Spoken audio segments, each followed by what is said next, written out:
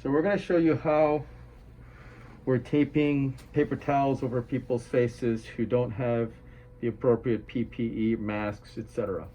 So I'm just using a plain paper towel that's in the lanes and then a piece of tape. I like the plastic tape because it's a little bit stickier.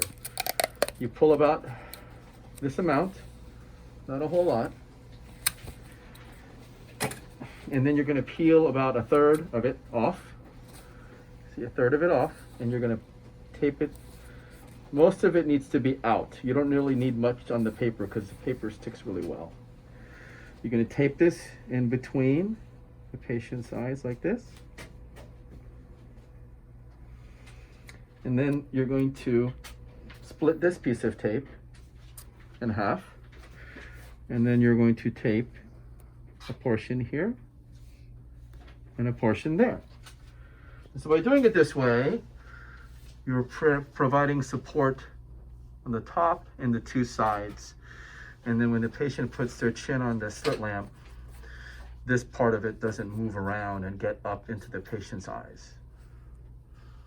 All right, beautiful. Yeah, this is good. Thank you.